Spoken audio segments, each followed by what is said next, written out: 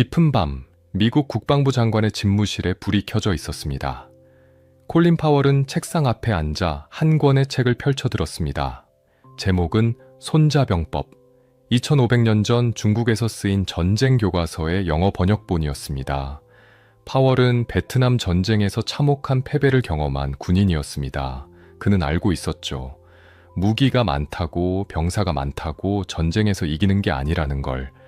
그래서 그는 동양의 고대 병법서를 읽기 시작했습니다. 그로부터 10년 후 걸프전이 터졌습니다. 전 세계가 또 다른 베트남이 될 거라고 예상했죠.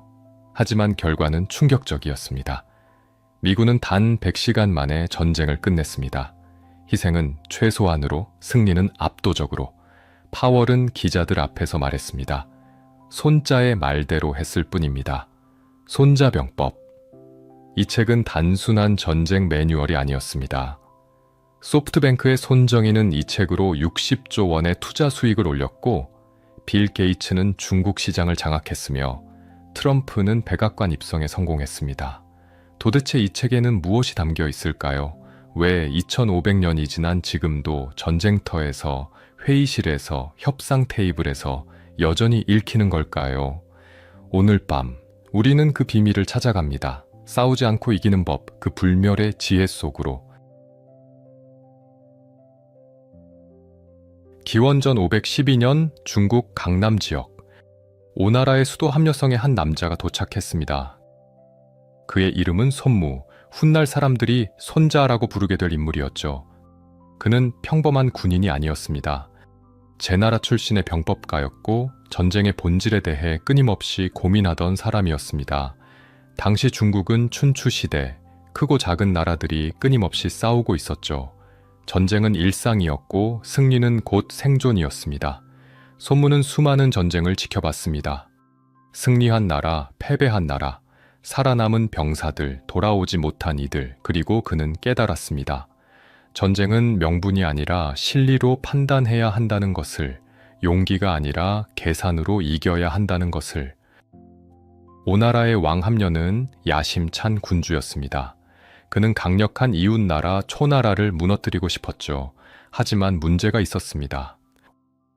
오나라 군대는 용맹했지만 전략이 없었습니다. 감정에 휘둘렸고 계획 없이 싸웠으며 때로는 이유도 모르고 패배했죠.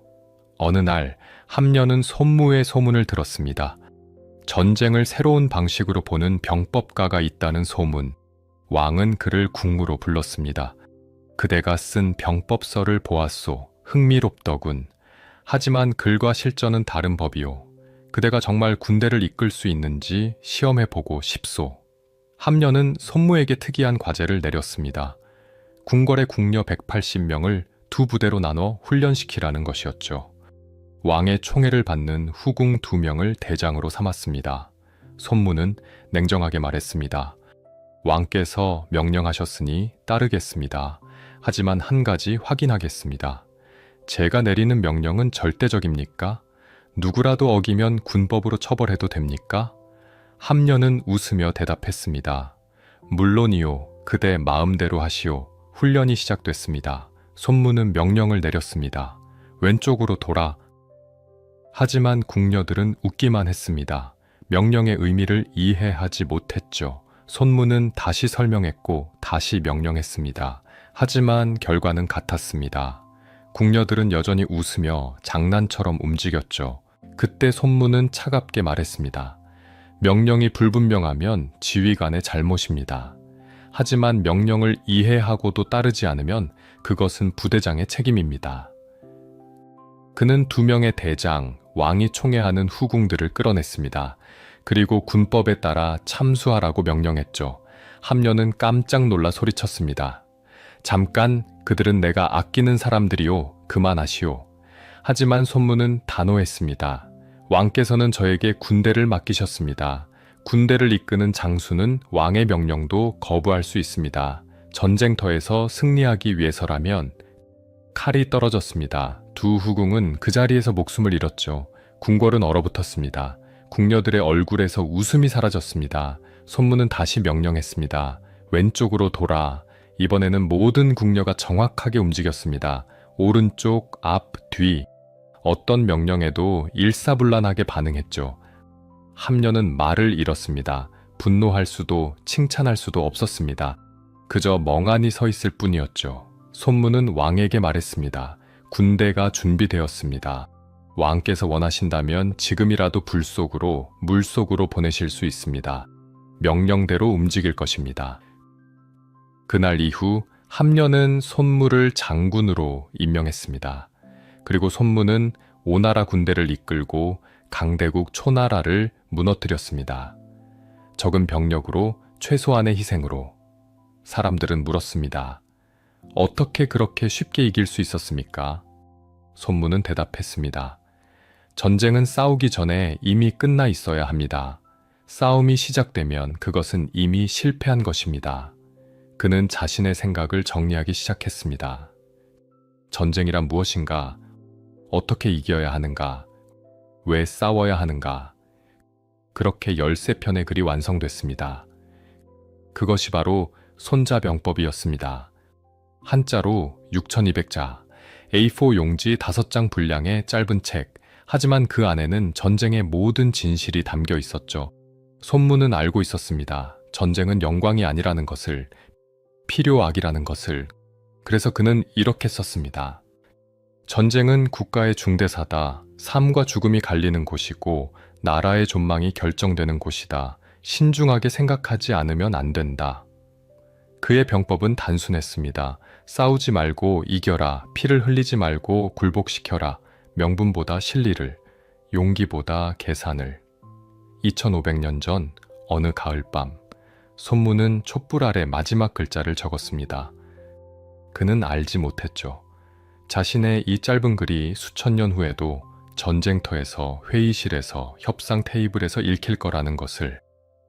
밤은 깊어갔고 촛불은 흔들렸으며 손자병법은 그렇게 세상에 나왔습니다. 손자병법이 완성된 후 많은 장군들이 이 책을 읽었습니다. 하지만 대부분은 고개를 갸우뚱거렸죠. 싸우지 말고 이기라고? 그게 말이 되는 소리인가? 당시 전쟁은 명예의 문제였습니다. 용맹한 장수가 적진으로 돌진하고 병사들이 목숨을 걸고 싸우는 것, 그것이 전쟁이었죠. 승리는 피로 쟁취하는 것이었고 희생은 당연한 것으로 여겨졌습니다. 그런데 손자는 달랐습니다. 그는 전쟁의 첫 페이지에 이렇게 썼습니다. 전쟁은 나라의 중대사다. 백성의 생사가 달린 일이고 국가의 존망이 결정되는 순간이다. 가볍게 생각해서는 안 된다. 손자에게 전쟁은 영광이 아니었습니다. 필요악이었죠. 할 수만 있다면 피해야 하는 것. 하지만 정말로 피할 수 없다면 반드시 이겨야 하는 것. 그것도 최소한의 희생으로. 어느 봄날 손자는 제자들에게 물었습니다. 100번 싸워서 100번 이기는 장수가 있다면 그는 명장인가? 제자들은 당연하다는 듯 고개를 끄덕였습니다. 백전백승, 그보다 더 위대한 업적이 어디 있겠습니까? 하지만 손자는 천천히 고개를 저었습니다. 아니다. 백전백승은 최선이 아니다. 진정한 명장은 싸우지 않고 이긴다. 제자들은 혼란스러웠습니다. 싸우지 않고 이긴다니 그게 대체 무슨 뜻일까요? 손자는 설명을 이어갔습니다. 100번 싸워서 100번 이기더라도 그 과정에서 병사들이 죽고 자원이 소모되며 백성들이 지쳐갑니다. 전쟁이 길어질수록 나라는 약해지고 승리의 대가는 점점 커지죠. 결국 이겼다 해도 얻는 것보다 잃는 것이 더 많을 수 있습니다. 그러니 최상의 전략은 적의 계략을 무너뜨리는 것이다. 그 다음은 적의 동맹을 끊는 것이고 그 다음이 적의 군대를 치는 것이며 최악은 적의 성을 공격하는 것이다. 성을 공격하는 것, 그것은 가장 많은 희생을 요구합니다. 공성전은 오래 걸리고 병사들은 성벽 아래서 무너지며 승리한다 해도 폐허만 남죠. 손자는 그것을 최악의 선택이라고 말했습니다.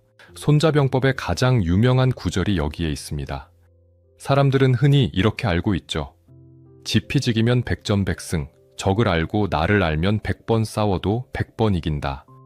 하지만 원문은 조금 다릅니다. 지피지기면 백전불태, 백전백승이 아니라 백전불태, 100번 싸워도 위태롭지 않다는 뜻입니다.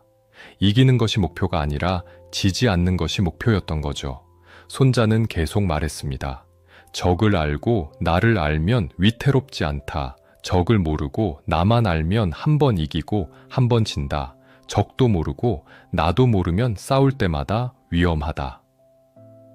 전쟁에서 가장 중요한 것은 용기가 아니었습니다. 정보였습니다. 적의 상황, 나의 상황을 냉정하게 파악하는 것, 감정에 휘둘리지 않고 계산하는 것. 그렇다면 어떻게 싸우지 않고 이길 수 있을까요? 오나라와 초나라가 대치하고 있었습니다. 초나라는 강대국이었고 오나라는 상대적으로 약했죠. 전면전을 벌이면 오나라가 불리했습니다. 손자는 직접 싸우지 않았습니다. 대신 초나라 내부의 분열을 이용했습니다. 초나라 귀족들 사이의 갈등을 부채질했고 동맹국들을 하나씩 떼어냈으며 초나라 군대가 지칠 때까지 기다렸습니다. 그리고 마침내 초나라가 스스로 무너졌을 때 오나라 군대가 움직였습니다. 전투는 짧았습니다. 초나라는 제대로 싸워보지도 못하고 항복했죠. 사람들은 물었습니다. 어떻게 그렇게 쉽게 이겼습니까? 손자는 대답했습니다. 우리는 싸우지 않았습니다. 적이 스스로 무너지도록 만들었을 뿐입니다. 이것이 손자가 말하는 부전승이었습니다. 싸우지 않고 이기는 것, 한 방울의 피도 흘리지 않고 적을 굴복시키는 것. 하지만 그것은 쉽지 않았습니다. 싸우지 않으려면 더 많이 생각해야 했고 더 많이 준비해야 했으며 더 많이 기다려야 했습니다. 급한 성격의 장군들은 견디지 못했죠. 언제까지 기다리란 말이오? 당장 쳐들어가서 이기면 되지 않소? 하지만 손자는 단호했습니다. 이길 수 있을 때까지 기다려야 합니다. 이길 수 없다면 싸워서는 안 됩니다. 그는 또 이렇게 말했습니다. 승리는 만들어지는 것이지 우연히 얻어지는 것이 아니다. 명장은 먼저 이길 수 있는 상황을 만들고 그 다음에 싸움을 건다. 어느 겨울밤 손자는 제자에게 물었습니다. 물은 어떻게 흐르는가? 제자는 대답했습니다. 높은 곳에서 낮은 곳으로 흐릅니다. 손자가 고개를 끄덕였습니다. 그렇다. 물은 저항이 없는 곳으로 흐른다. 바위를 만나면 돌아가고 틈을 발견하면 파고든다. 전쟁도 마찬가지다. 적의 강한 곳을 피하고 약한 곳을 친다. 그것이 승리의 원리다. 손자병법의 핵심은 여기에 있었습니다. 강한 곳과 싸우지 말고 약한 곳을 찾아라. 적이 준비된 곳을 피하고 준비되지 않은 곳을 쳐라. 적이 예상하는 곳에 가지 말고 예상하지 못하는 곳으로 가라. 그러니 전쟁의 형태는 물과 같아야 한다. 물은 정해진 형태가 없고 전쟁도 정해진 방식이 없다. 적의 상황에 따라 변화하고 지형에 따라 달라진다. 그것이 전쟁의 본질이다. 2500년 전 손자가 남긴 이 원칙은 오늘날까지도 살아있습니다. 싸우지 않고 이기는 법, 그것은 전쟁터에서만 통하는 이야기가 아니었습니다. 회의실에서, 협상 테이블에서, 경쟁의 현장에서 승리는 여전히 싸우기 전에 결정됩니다. 준비된 자가 이기고 계산하는 자가 살아남으며 기다릴 줄 아는 자가 최후의 승자가 됩니다. 손자는 알고 있었습니다. 진정한 승리는 피로 얻는 것이 아니라 지혜로 만드는 것이라는 것을. 기원전 400년 초나라의 어느 장군이 손자병법을 읽고 있었습니다. 그는 책의 첫 장을 펼쳤죠. 거기에는 전쟁을 시작하기 전에 반드시 따져봐야 할 5가지가 적혀 있었습니다. 도, 천, 지, 장, 법, 5글자. 하지만 그 안에는 나라의 운명이 담겨 있었습니다. 손자는 말했습니다. 전쟁을 하기 전에 이 5가지를 계산하라. 이것을 계산하지 않고 전쟁을 시작하는 것은 자살 행위다. 첫 번째, 도란 무엇일까요? 백성과 지도자가 같은 목표를 향하고 있는가 하는 것입니다. 백성들이 이 전쟁을 지지하는가, 목숨을 걸고 싸울 만한 이유가 있다고 믿는가? 손자는 이렇게 썼습니다. 도란 백성이 지도자와 마음을 같이 하는 것이다. 그래서 백성들이 죽음을 두려워하지 않고 따른다. 역사는 이것을 증명했습니다. 백성의 지지를 받지 못한 전쟁은 언제나 실패했죠. 아무리 강한 군대라도 명분 없는 전쟁에서는 무너졌습니다. 기원전 220년 진나라가 육국을 정복할 때였습니다. 진나라는 강했지만 그들이 이긴 이유는 힘만이 아니었습니다. 백성들에게 토지를 나눠주고 법을 공평하게 적용했으며 승리의 과실을 함께 나눴죠. 그래서 병사들은 진심으로 싸웠습니다. 반대로 명분 없는 전쟁을 시작한 나라들은 어땠을까요? 병사들은 도망쳤고 백성들은 등을 돌렸으며 결국 내부에서 무너졌습니다. 두 번째 천이란 시간입니다. 때를 아는 것이죠.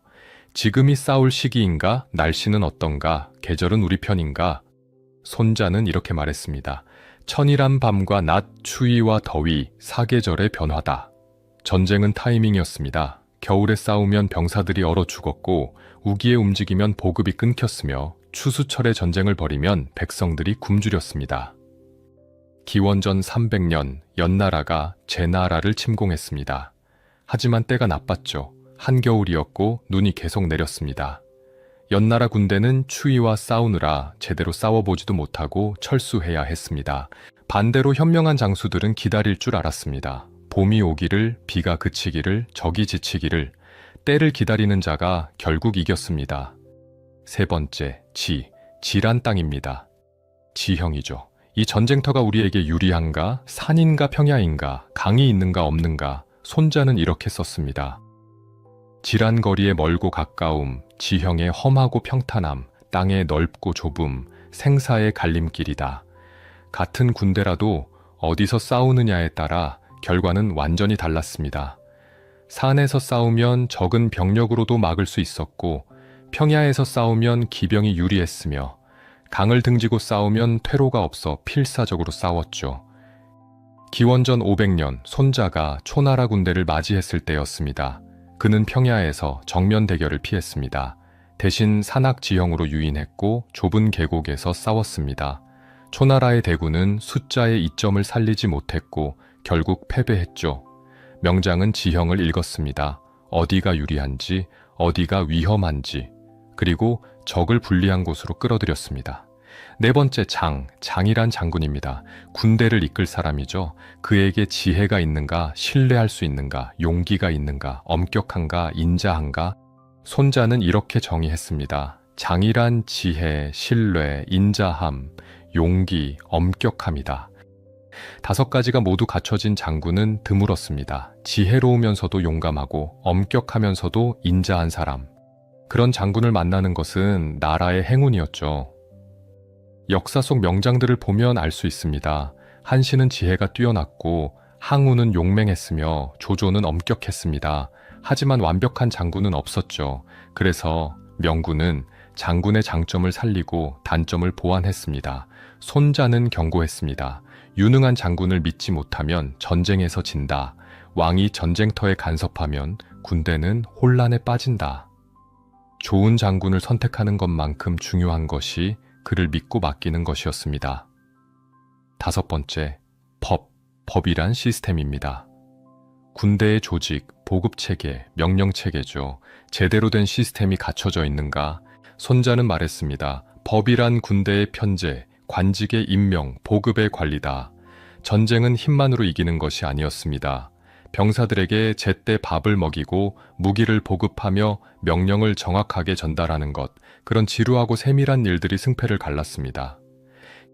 기원전 208년 한나라와 초나라가 싸웠습니다. 항우는 용맹했지만 보급을 무시했습니다. 반면 유방은 약했지만 시스템을 갖췄죠. 병사들은 제때 밥을 먹었고 무기는 계속 보급됐으며 부상자는 치료받았습니다. 전쟁이 길어질수록 차이가 드러났습니다. 항우의 군대는 굶주리고 지쳐갔고 유방의 군대는 안정적으로 유지됐습니다. 결국 이긴 것은 유방이었습니다. 손자는 이 5가지를 계산하라고 말했습니다. 그리고 냉정하게 물었습니다. 누가 도를 갖췄는가? 누가 천에 이점을 가졌는가? 누가 지를 점령했는가? 누가 더 나은 장을 가졌는가? 누가 법을 확립했는가? 5가지 중 셋 이상이 우리 편이라면 싸워도 됩니다. 하지만 반반이거나 불리하다면 손자는 단호하게 말했습니다. 싸우지 마라. 이길 수 없다. 어느 가을날 한 젊은 장수가 손자에게 물었습니다. 선생님, 저는 용맹합니다. 병사들도 충성스럽습니다. 왜 기다려야 합니까? 지금 당장 쳐들어가면 안 됩니까? 손자는 조용히 대답했습니다. 용기로는 한 번 이길 수 있다. 하지만 계산으로 100번 이긴다. 자네가 이기고 싶다면 먼저 이 5가지를 점검하라. 그리고 모든 조건이 우리 편일 때 움직여라. 젊은 장수는 불만스러웠습니다. 하지만 몇 년 후 그는 손자의 말을 이해했습니다. 준비 없이 뛰어든 전쟁에서 참패를 겪은 후였죠. 도, 천, 지, 장, 법. 이 5글자는 오늘날에도 살아있습니다. 사업을 시작하기 전에, 프로젝트를 시작하기 전에, 중요한 결정을 내리기 전에 사람들은 여전히 이것을 따집니다. 목표가 명확한가? 지금이 적절한 시기인가? 시장 환경이 유리한가? 리더가 유능한가? 시스템이 갖춰져 있는가? 5가지 질문, 2500년 전에도 지금도 승부를 가르는 것은 결국 같았습니다. 이길 준비가 되어 있는가? 그것만이 중요했습니다. 기원전 410년 위나라와 조나라가 국경에서 대치하고 있었습니다. 양측 모두 10만 대군을 동원했고 진영을 세우고 서로를 노려봤죠. 하지만 아무도 먼저 공격하지 않았습니다. 석 달이 지났습니다. 6달이 지났습니다. 병사들은 지쳐갔고 식량은 바닥나기 시작했으며 백성들은 세금에 짓눌렸습니다. 결국 두 나라는 협상했고 전쟁은 흐지부지 끝났죠. 누가 이겼을까요? 아무도 이기지 못했습니다. 둘 다 졌습니다. 손자는 이런 전쟁을 경고했습니다. 그는 손자병법 제2편 작전편에서 이렇게 썼습니다. 전쟁은 빠르게 끝내야 한다. 오래 끌면 병사들이 지치고 예리함이 무뎌지며 국력이 소모된다. 전쟁의 가장 큰 적은 적군이 아니었습니다. 시간이었습니다. 전쟁이 길어질수록 비용은 기하급수적으로 늘어났고 백성들은 고통받았으며 나라는 약해졌죠. 손자는 계산했습니다. 전차 1000대, 수송 마차 1000대, 갑옷 입은 병사 10만 명을 천리 밖으로 보내면 어떻게 될까요? 매일 1000냥의 금이 듭니다. 집에서 나가는 비용, 전선에서 쓰는 비용, 무기와 갑옷 수리 비용까지. 이렇게 돈을 써가며 전쟁을 몇 년씩 끌면 어떻게 되는가? 나라가 망한다. 손자는 단호하게 말했습니다. 전쟁에서 승리를 추구하는 것은 들어봤지만 교묘하게 오래 끄는 것은 들어본 적이 없다. 속전속결, 빠르게 끝내라. 그것이 손자가 강조한 첫 번째 원칙이었습니다. 하지만 어떻게 빠르게 끝낼 수 있을까요? 손자는 답을 알고 있었습니다. 적의 식량을 빼앗는 것이죠. 적지에서 식량 한 종을 빼앗는 것은 우리나라에서 실어온 식량 20종과 같다. 보급선은 길었고 비용은 엄청났습니다. 식량을 전선까지 운반하는 과정에서 절반 이상이 소모됐죠. 그러니 차라리 적의 식량을 빼앗는 것이 훨씬 효율적이었습니다. 기원전 204년 한신이 조나라를 칠 때였습니다. 그는 정면 대결을 피했습니다. 대신 조나라의 보급로를 끊었죠. 식량이 떨어진 조나라 군대는 무너졌고 한신은 최소한의 희생으로 승리했습니다. 손자는 이렇게 말했습니다. 그러므로 현명한 장수는 적의 식량을 먹이고 적의 자원을 쓴다. 그래야 전쟁이 빨리 끝난다. 속도만으로는 부족했습니다. 기세가 필요했죠. 손자병법, 저편, 병세편. 여기서 손자는 기세의 중요성을 말합니다. 전쟁에서 이기는 것은 기세다. 기세란 무엇일까요?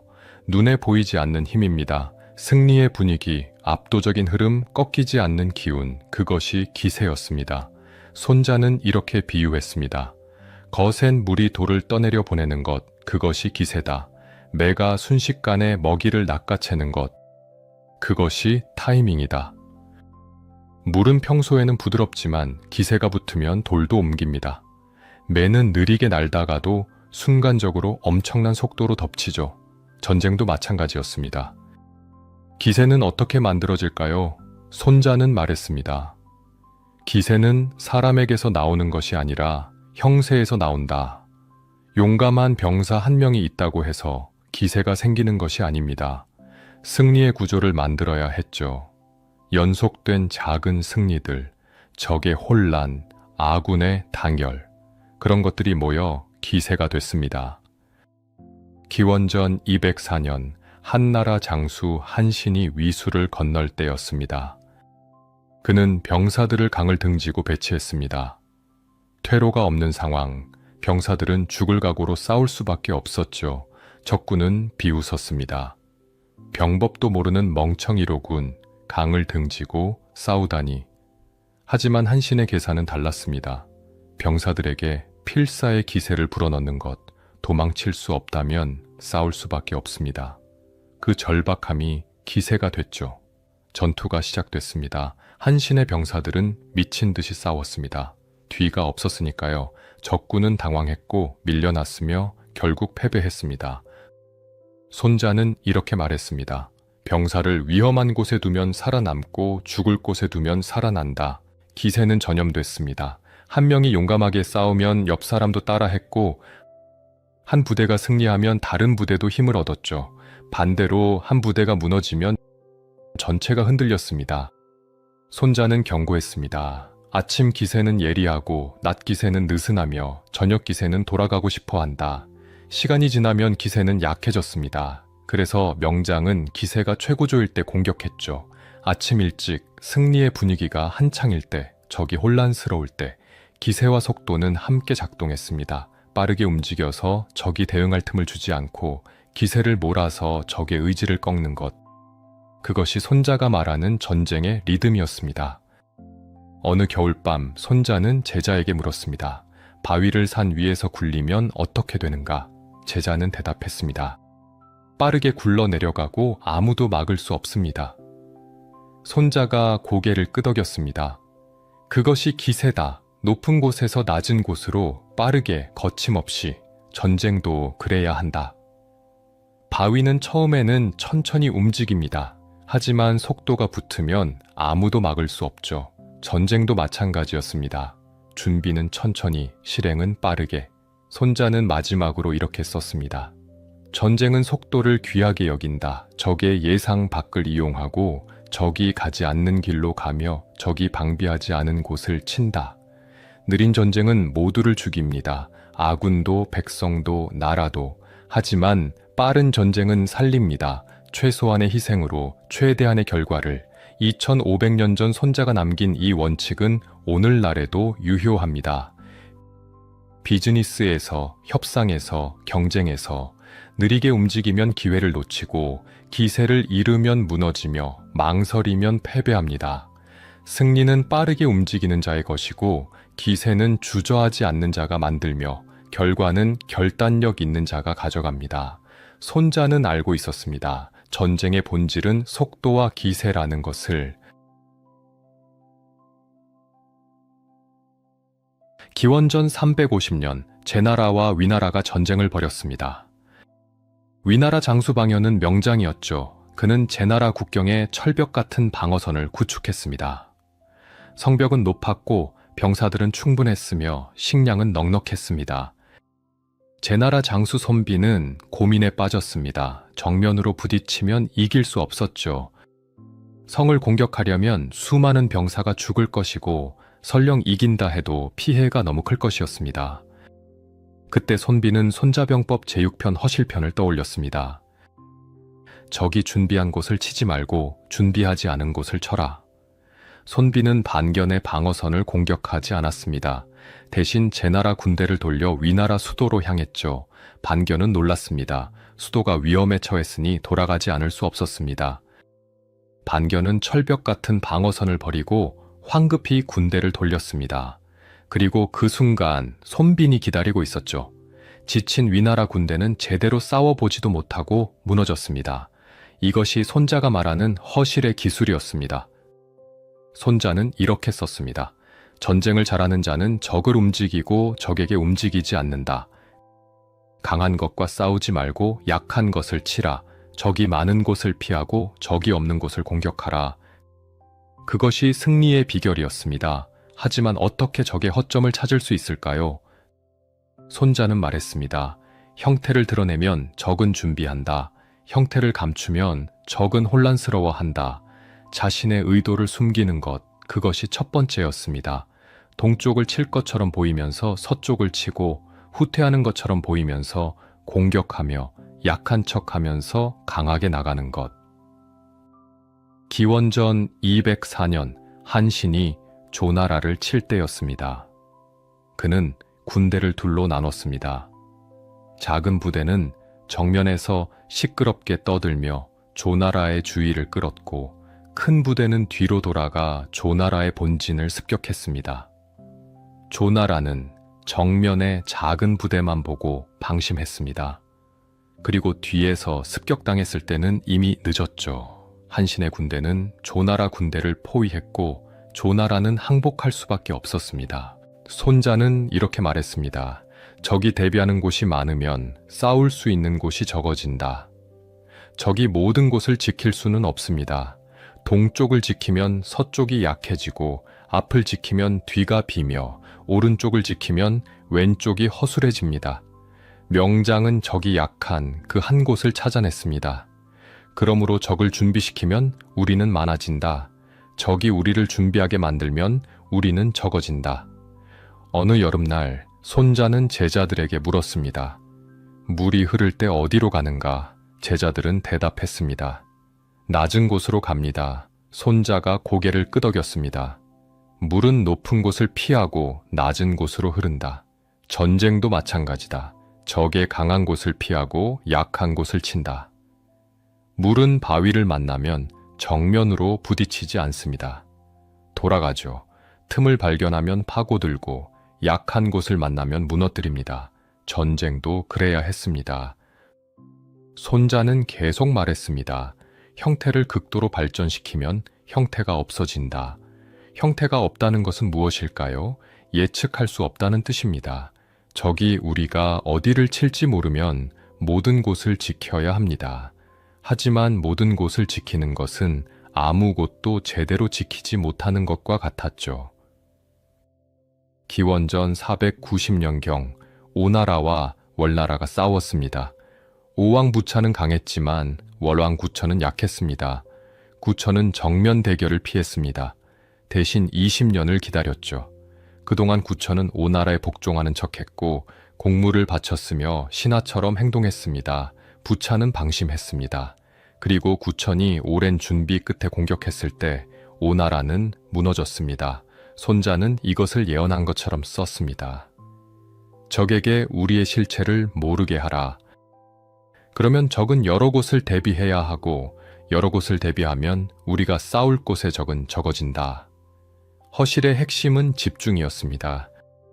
적은 분산시키고 우리는 집중하는 것. 손자는 이렇게 비유했습니다. 나는 하나로 모이고 적은 열로 흩어진다. 나는 10배의 힘으로 적의 하나를 친다. 그러면 우리는 많고 적은 적다. 전체 병력이 적더라도 상관없습니다. 한 지점에서 우리가 더 많으면 됩니다. 적이 10,000명이고 우리가 5,000명이라도 적을 흩어지게 만들어 한 곳에 1,000명만 있게 하면 우리는 5,000대 1,000으로 싸울 수 있습니다. 손자는 말했습니다. 싸울 땅과 싸울 날을 알면 1,000리를 가서도 싸울 수 있다. 언제, 어디서 싸울지를 우리가 정하는 것, 그것이 주도권이었습니다. 적이 원하는 시간, 원하는 장소에서 싸우는 것이 아니라 우리가 원하는 조건에서 싸우는 것. 기원전 200년 항우와 유방이 홍문에서 만났습니다. 항우는 강했고 유방은 약했죠. 항우의 참모범증은 지금 유방을 죽이라고 했습니다. 하지만 항우는 망설였고 유방은 도망쳤습니다. 몇 년 후 상황이 역전됐습니다. 유방이 강해지고 항우가 약해졌죠. 이번에는 유방이 시간과 장소를 정했습니다. 해에서 항우를 포위했고 항우는 자결했습니다. 손자는 경고했습니다. 적이 편안하면 괴롭히고 배부르면 굶주리게 하며 머물러 있으면 움직이게 하라. 적을 우리가 원하는 곳으로 끌어내는 것, 그것이 허실의 마지막 기술이었습니다. 어느 가을밤 한 장수가 손자에게 물었습니다. 선생님, 적이 우리보다 강하면 어떻게 해야 합니까? 손자는 조용히 대답했습니다. 강한 적과 정면으로 싸우지 마라. 적의 허를 찾아라. 적이 없는 곳으로 가고 적이 약한 곳을 치며 적이 예상하지 못한 때를 노려라. 그러면 약한 자도 강한 자를 이길 수 있다. 허실의 기술, 그것은 단순히 속임수가 아니었습니다. 힘을 효율적으로 쓰는 방법이었죠. 헛된 곳에 힘을 낭비하지 않고 결정적인 순간에 모든 것을 쏟아붓는 것.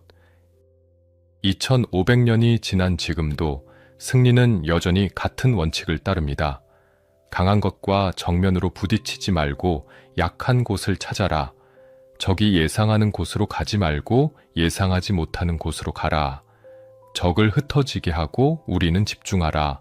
그것이 손자가 남긴 약자가 강자를 이기는 유일한 방법이었습니다. 1990년 8월 2일 이라크 군대가 쿠웨이트 국경을 넘었습니다. 사담 후세인은 자신만만했죠.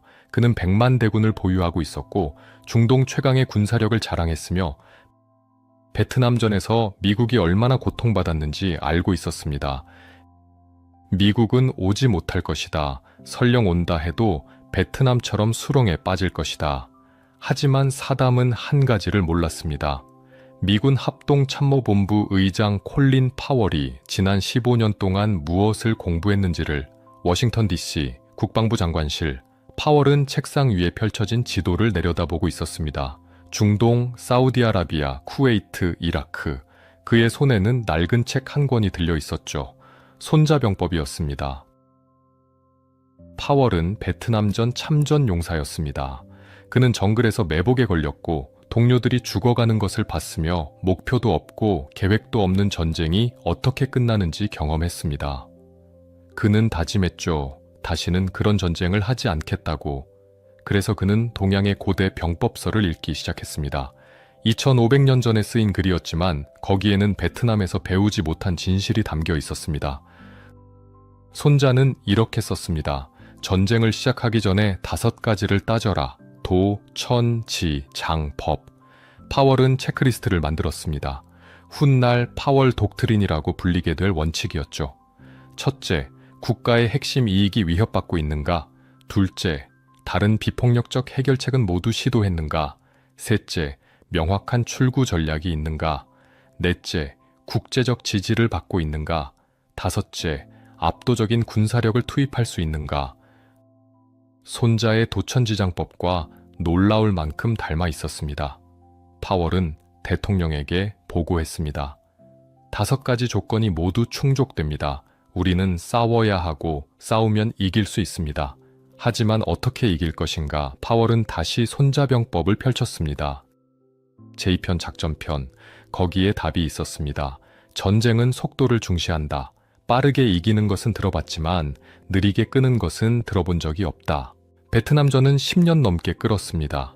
매일 병사들이 죽었고 매달 돈이 쏟아져 나갔으며 미국 국민들은 전쟁에 지쳐갔습니다. 결국 미국은 이기지 못하고 철수했죠. 파월은 결심했습니다. 이번에는 다르게 하겠다고. 빠르게, 압도적으로, 확실하게. 1991년 1월 17일 사막의 폭풍 작전이 시작됐습니다. 첫 번째 단계는 공중 폭격이었습니다. B-52 폭격기들이 이라크 상공을 날았고 토마호크 미사일이 빗발쳤으며 스텔스 전투기들이 레이더를 피해 목표물을 파괴했습니다. 손자는 이렇게 말했습니다. 적이 준비하지 못한 곳을 치고 예상하지 못한 때를 노려라. 이라크군은 지상전을 준비하고 있었습니다. 그들은 참호를 팠고 지뢰를 매설했으며 전차를 배치했죠. 하지만 파월은 하늘에서 왔습니다. 42일 동안 쉬지 않고 폭격했습니다. 이라크의 통신망이 무너졌습니다. 보급로가 끊겼습니다. 지휘체계가 마비됐습니다. 병사들은 고립됐고 식량은 떨어졌으며 사기는 바닥을 쳤습니다. 손자는 이렇게 썼습니다. 적의 계략을 무너뜨리는 것이 최상이고 동맹을 끊는 것이 그 다음이며 군대를 치는 것이 그 다음이다. 파월은 이라크군과 직접 싸우기 전에 이미 전쟁을 끝내고 있었습니다. 보급을 끊고 통신을 마비시키며 고립시켰죠. 2월 24일 지상전이 시작됐습니다. 하지만 이것은 전투가 아니었습니다. 일방적인 압도였죠. 미군은 압도적인 병력으로 밀고 들어갔습니다. 50만 대군, 2,000대의 전차, 1,000대의 헬기, 이라크군은 제대로 저항조차 하지 못했습니다. 손자는 이렇게 말했습니다. 승산이 보이면 싸우고 승산이 없으면 싸우지 마라. 싸울 때는 압도적으로 싸워라. 파월은 중간 정도의 병력을 보내지 않았습니다. 필요한 것보다 훨씬 많이 보냈습니다. 확실하게 이기기 위해서였죠. 사흘이 지났습니다. 이라크 공화국 수비대가 무너졌습니다. 나흘째 되던 날 쿠웨이트가 해방됐습니다. 100시간, 딱 100시간 만에 지상전이 끝났습니다.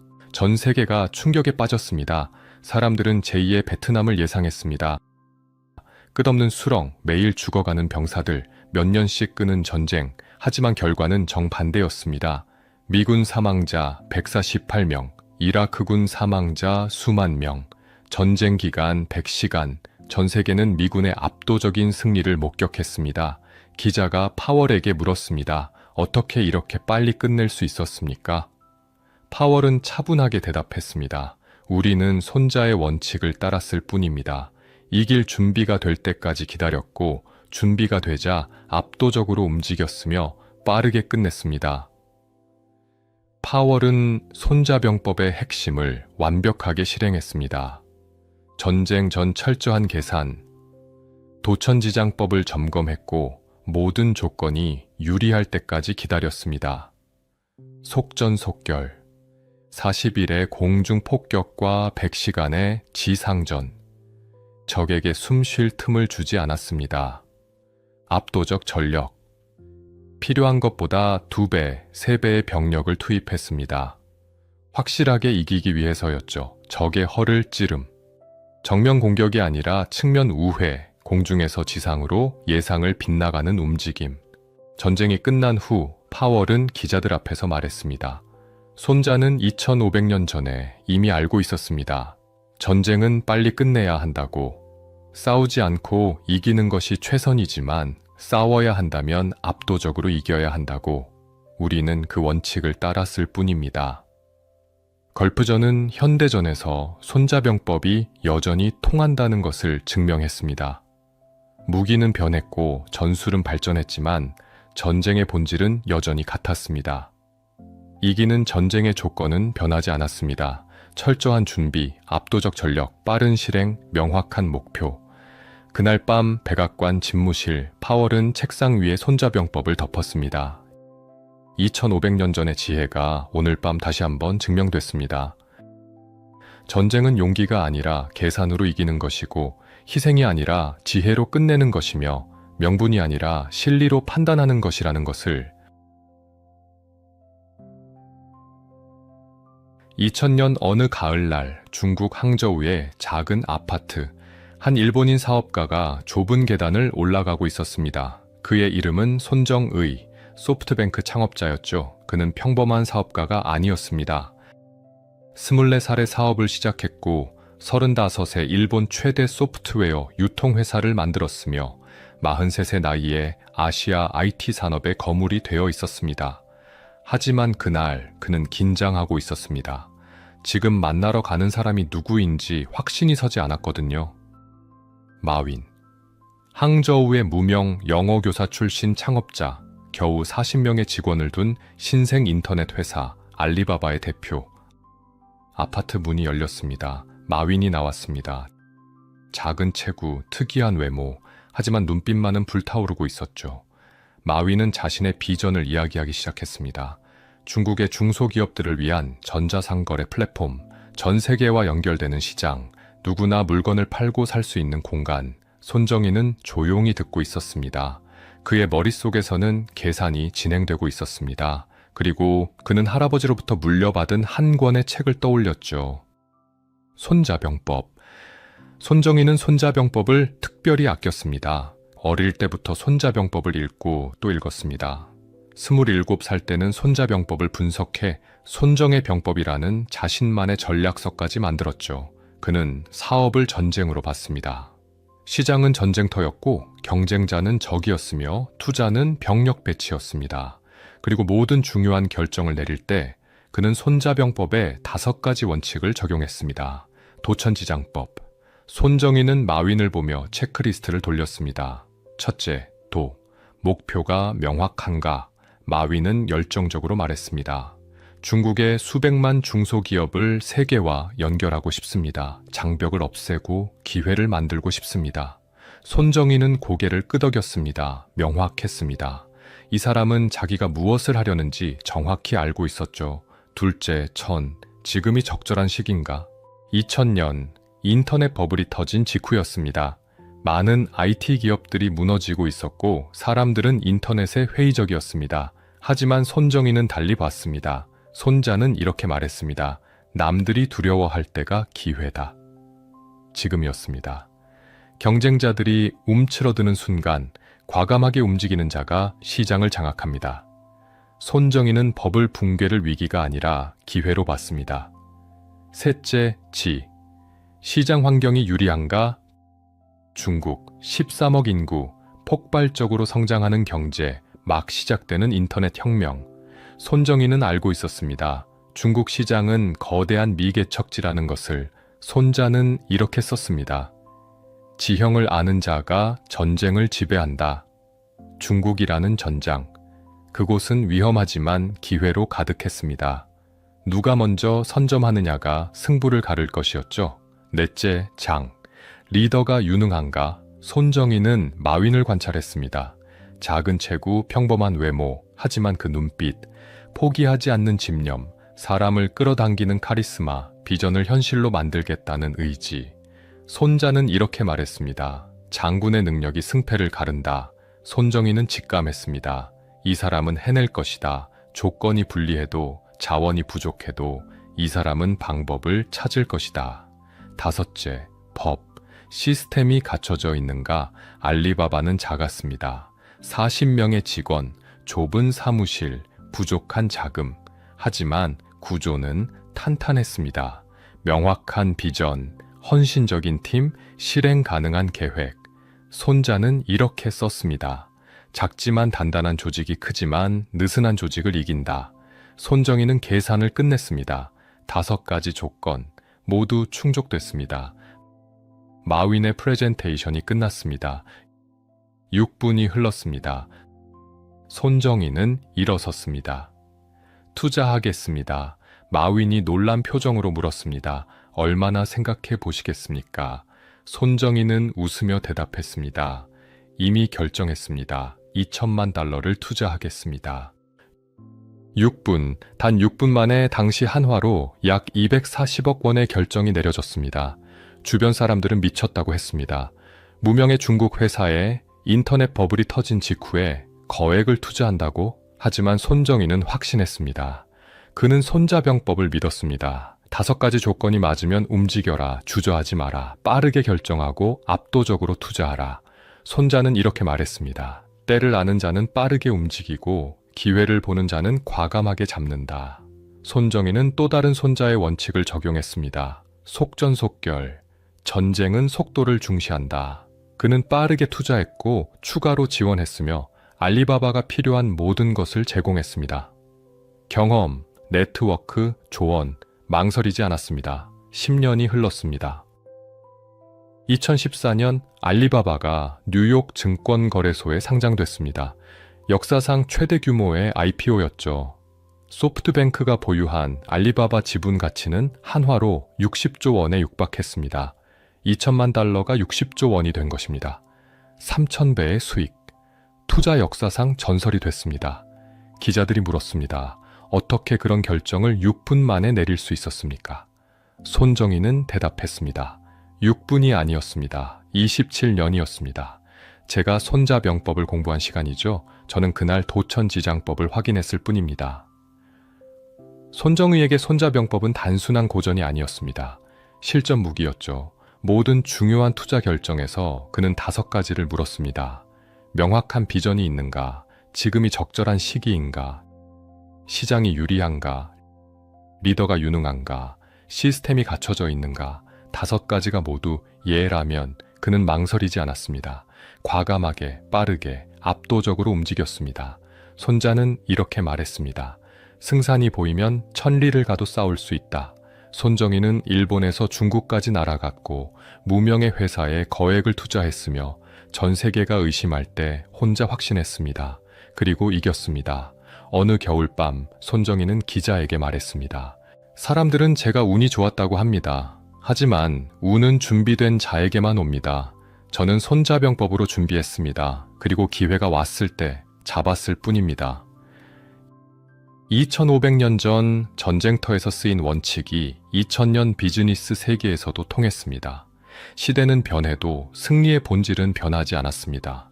철저한 준비, 빠른 결단, 과감한 실행, 그것이 손자가 말한 승리의 공식이었고 손정희가 증명한 성공의 비결이었습니다. 마위는 훗날 이렇게 말했습니다. 손정희를 만난 것은 행운이었습니다. 하지만 그가 손자병법을 알았다는 것은 우리 모두의 행운이었습니다. 6분의 결정, 60조 원의 결과, 2500년의 지혜, 손자병법은 여전히 살아 있었습니다.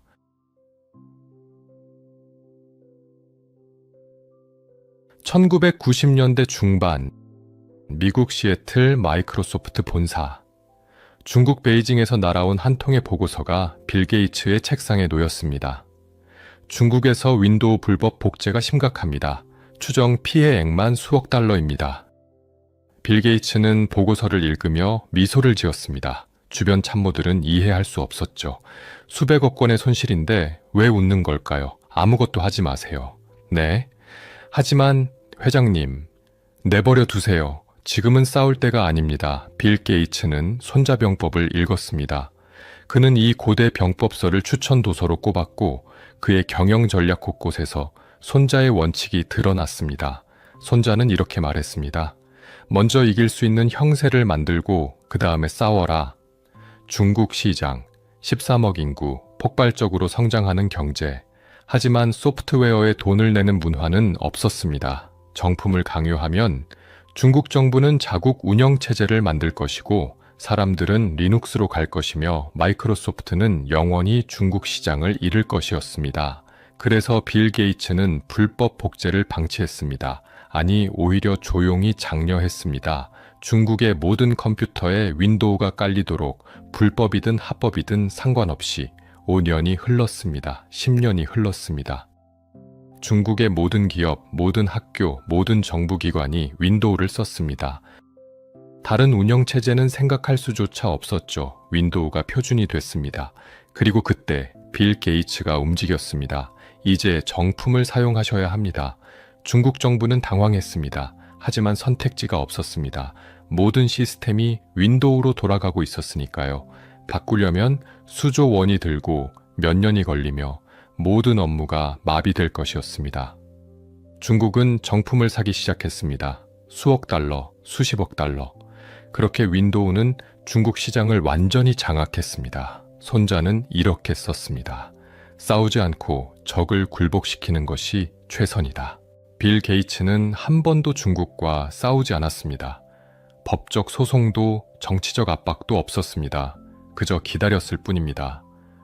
중국이 스스로 윈도우 없이는 살 수 없게 될 때까지. 어느 기자가 물었습니다. 불법 복제를 방치한 것이 전략이었습니까? 빌 게이츠는 대답했습니다. 그들이 불법으로라도 우리 제품을 쓰게 하는 것이 중요했습니다. 일단 익숙해지면 다른 걸 쓸 수 없습니다. 이것이 손자가 말하는 형세를 만드는 것이었습니다. 같은 시기 미국 뉴욕 또 다른 사업가가 손자병법을 읽고 있었습니다. 도널드 트럼프였죠. 트럼프는 부동산 재벌이었습니다. 하지만 그는 단순한 건물주가 아니었습니다. 협상의 달인이었고 거래의 천재였으며 예측 불가능한 전략가였습니다. 그는 자신의 책 거래의 기술에서 이렇게 썼습니다. 최고의 거래는 상대방이 예상하지 못할 때 이루어진다. 손자도 같은 말을 했습니다. 적이 대비하지 않은 곳을 치고 예상하지 못한 곳으로 가라. 2016년 트럼프는 대통령 선거에 출마했습니다. 모두가 비웃었습니다. 정치 경험도 없고 막말을 일삼으며 예측 불가능한 사람, 당선될 리 없다고 했죠. 하지만 트럼프는 손자의 원칙을 알고 있었습니다. 모두가 동쪽을 보고 있을 때 서쪽으로 가라. 전통적인 정치인들은 점잖게 말했습니다. 신중하게 행동했고 여론조사를 따랐으며 전문가의 조언을 들었습니다. 트럼프는 정반대로 했습니다. 거칠게 말했고 직설적으로 행동했으며 여론조사를 무시했고 전문가를 비웃었습니다. 사람들은 충격을 받았습니다. 하지만 일부는 열광했죠. 손자는 이렇게 말했습니다. 형태를 감추면 적은 혼란스러워한다. 트럼프의 전략은 예측 불가능이었습니다. 오늘 한 말을 내일 뒤집었고 동맹을 위협했다가 갑자기 칭찬했으며 적을 공격하다가 악수를 청했습니다. 상대방은 어떻게 대응해야 할지 몰랐습니다. 선거일, 모든 언론이 힐러리 클린턴의 승리를 예측했습니다. 하지만 결과는 달랐습니다. 트럼프가 이겼습니다. 대통령이 된 후에도 트럼프의 손자병법은 계속됐습니다. 북한과의 협상, 전임 대통령들은 조심스럽게 접근했습니다. 실무 협상을 먼저 하고 조건을 맞추고 그 다음에 정상회담을 했죠. 트럼프는 반대로 했습니다. 갑자기 김정은을 만나겠다고 했고 트위터로 협박했다가 칭찬했으며 예측할 수 없는 행동을 반복했습니다. 북한은 혼란스러웠습니다. 손자는 이렇게 썼습니다. 적을 끌어들이되 적에게 끌려가지 마라. 트럼프는 게임의 규칙을 바꿨습니다. 상대방이 원하는 방식으로 하지 않았습니다. 자기 방식을 강요했고 상대방이 따라오게 만들었죠. 무역전쟁도 마찬가지였습니다.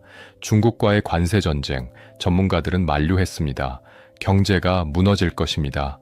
하지만 트럼프는 밀어붙였습니다. 손자는 이렇게 말했습니다. 이익이 있을 때만 움직이고 이익이 없으면 멈춰라. 트럼프는 명분이 아니라 실리를 따졌습니다. 동맹국에게도 돈을 요구했고 국제협약을 파기했으며 미국의 이익만을 챙겼습니다. 비난받았지만 개의치 않았습니다. 그는 손자의 또 다른 원칙도 실행했습니다. 적을 이용하라. 트럼프는 적대적인 언론을 공격했습니다. 하지만 동시에 이용했죠. 논란을 만들어 언론의 주목을 받았고 비난받으면서도 화제의 중심이 됐으며 모든 뉴스가 자신에 대한 것이 되도록 만들었습니다. 손자는 이렇게 썼습니다. 적의 자원을 빼앗아 내 것으로 만들어라. 트럼프는 언론의 관심이라는 자원을 빼앗았습니다. 비난하든 칭찬하든 모든 언론이 그를 다뤘고 그는 공짜 광고를 얻었습니다. 어느 겨울밤 백악관, 트럼프는 손자병법에 대해 이렇게 말했습니다. 2500년 전 책이지만 지금도 통합니다. 예측 불가능하게 움직이고 상대방을 혼란시키며 이익이 있을 때만 싸우고 적을 이용하라. 이것이 승리의 비결입니다. 빌 게이츠와 트럼프, 두 사람은 전혀 달랐습니다. 한 명은 조용히 기다렸고 한 명은 시끄럽게 공격했습니다. 한 명은 불법 복제를 방치했고 한 명은 관세 전쟁을 벌였습니다. 하지만 둘 다 손자병법을 이해했습니다. 싸우지 않고 이기는 법, 상대방이 예상하지 못하는 것을 하는 법, 형세를 만들고 기다리는 법, 적을 혼란시키고 이용하는 법.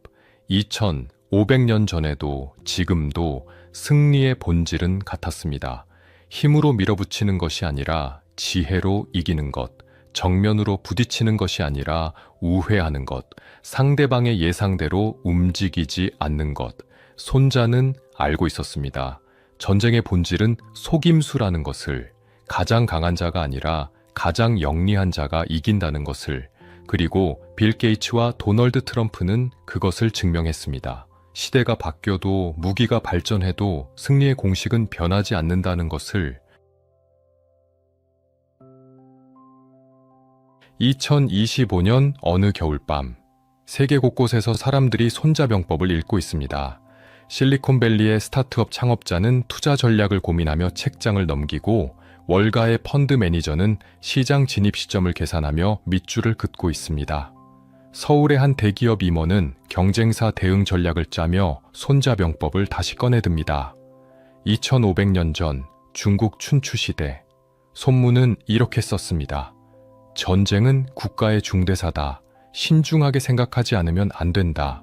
그의 글은 짧았습니다. 한자로 6200자, A4 용지 5장 분량. 하지만 그 안에는 승리의 모든 비밀이 담겨 있었습니다. 왜일까요?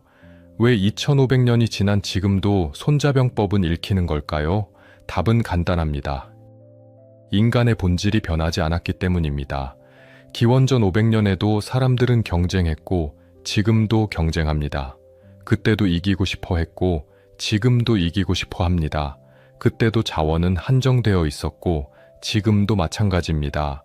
무기는 변했습니다. 칼에서 총으로, 총에서 미사일로, 미사일에서 사이버 무기로. 하지만 전쟁의 본질은 변하지 않았습니다. 어떻게 이길 것인가? 어떻게 살아남을 것인가? 어떻게 최소한의 희생으로 최대한의 결과를 얻을 것인가? 손자는 답을 알고 있었습니다. 먼저 계산하라. 도천지장법 5가지 조건을 따져보라. 모두 유리할 때만 움직여라. 빠르게 움직여라. 속도와 기세로 압도하라. 적에게 대응할 틈을 주지 마라. 약한 곳을 쳐라. 강한 것과 정면으로 싸우지 마라. 물처럼 흘러라. 그리고 가장 중요한 것, 싸우지 않고 이겨라. 콜린 파월은 이것을 증명했습니다. 철저한 준비, 압도적 전력, 100시간의 전쟁. 베트남의 수렁에서 배운 교훈을 걸프전에서 완벽하게 실행했습니다. 손정희는 이것을 증명했습니다. 6분의 결단, 도천지장법의 체크리스트, 60조 원의 결과. 2500년 전 병법이 2000년 비즈니스 세계에서도 통한다는 것을 보여줬습니다. 빌 게이츠는 이것을 증명했습니다. 싸우지 않고 이기는 법.